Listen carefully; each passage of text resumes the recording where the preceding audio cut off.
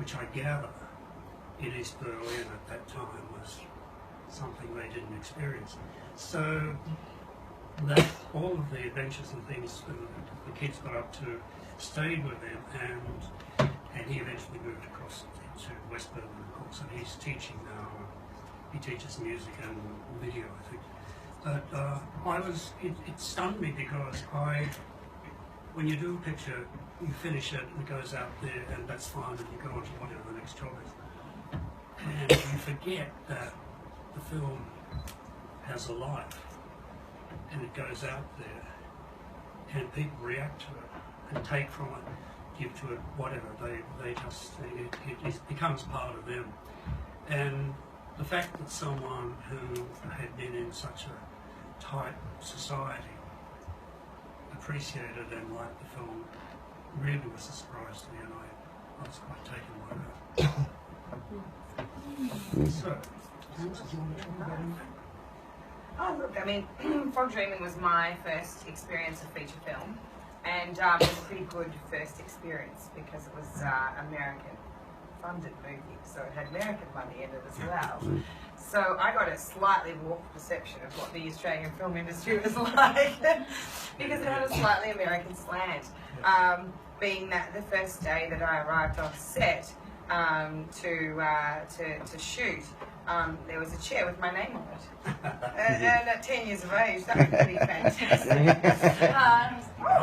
This is how it works. Oh, this is fantastic. We had stand-ins, so that when we were shooting scenes, and as is the normal process when you're filming, there's a lot of standing around, and there's a lot of, you have to mark through the scene, find out where everybody's going to be so that you can hit your spot, and you have to hit that spot every time so that the camera operator can pull focus and make sure that you're all in focus at the right time, so you have to hit the same spot at the same time every time, and so there's a lot of standing around and working through that. But with Fog Dreaming, we had the luxury of having stand-ins. So the actors would come in, we'd run the scene, we'd find out what we wanted to do, we'd hit our spots, and then we'd go away and sit and relax for half an hour while our stand-in stood there while the focus puller got the focus right, and the camera got the thing, and the boom, the sound recorder's got the boom in position, and the mic right and everything. So it was pretty fantastic. Also, there was a lot of location filming with Fog Dreaming. As you see in the movie, a lot of it's outdoors. There was a lot of outdoors filming.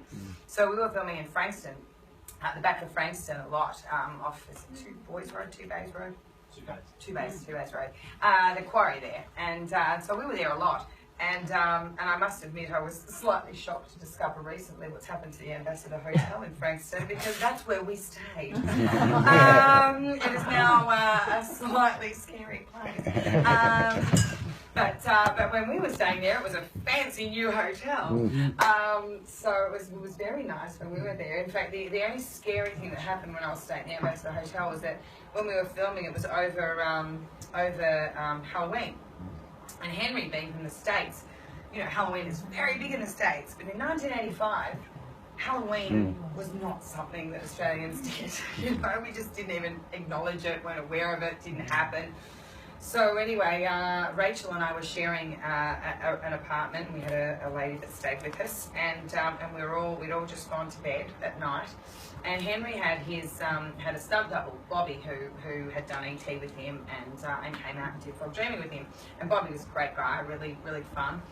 And so that night, Halloween, Henry and Bobby thought, it's Halloween. We've got to do some crazy stuff. So they got dressed up, and once it got dark, came around the back of our rooms, bashed on our bedroom windows, and screamed in like full mask. They had blood, they had everything. Rachel and I lost our tiny minds. We're hysterical, screaming into the room where our carer was saying, so yeah, suffice to say, Henry and Bobby got in a lot of trouble for doing that, but thankfully that was the scariest thing that happened was the end of Frankston. So, but look, a fantastic shoot, and Brian Trenchard-Smith, who was the director, was just wonderful. He made the infamous Australian iconic movie BMX Bandits. Whoa! Yeah, so pretty amazing, and so he was just a fantastic director to work with. He got kids, and he really was able to relate to you.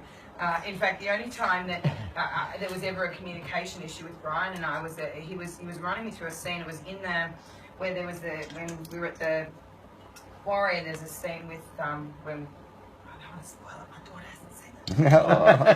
When we discover something, and I had to hit this mark each time, and I was hitting the mark, and Brian was saying, "You're not hitting the mark. You're not in the sun. What are you doing? You're not hitting the light. You're not in the sun. Look, here's the mark. Hit the sun." And I looked at him and said, "Brian, you're a lot taller than me."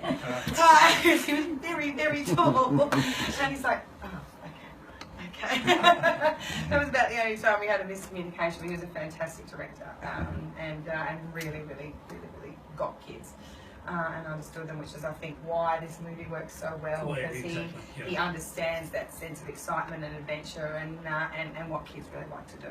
So. Tamsin probably remembers that the original director was replaced a week into shoot, which caused all sorts of problems.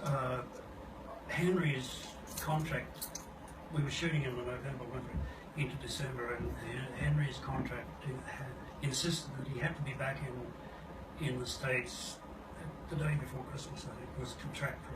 He had to do it. So we lost a week, the first week of shooting. It had to be thrown out as no good. And Barbie Taylor, who was the producer, had to suddenly find a new director. Luckily, it happened with Brian. Trenchard Smith was available. He was about to start on a new film, but he had sort of a few weeks prior to it, and he was able to squeeze in the film. So we'd lost 1 week, and then the next week it was laid off. And that's when Brian started to work with you, and he had a week doing that and familiarising himself with the script and all of that. So we had to we couldn't just stop for the week. So Barbie asked me to do second unit direction on any material that was required that didn't a lot of tadpoles. And windmills and anything that didn't have the principles in it. But so eventually the whole opening sequence was literally I directed, because it was one actor in it, but he was not a principal. And so and also the end sequence, because Brian had to race off onto the new picture, and for the end sequence I supervised that as well, but Brian did close-ups, I think, of the true principals at that stage before he left. So yeah, so it was a bit of a panic to get Henry on the plane back to the States and Does anyone have any questions? No. Answers? No? No, not the moment. I think that was pretty much self-explanatory. Thank you very much. Okay. Lights? Cool. Camera action. Thank you. Thanks, Tamsin.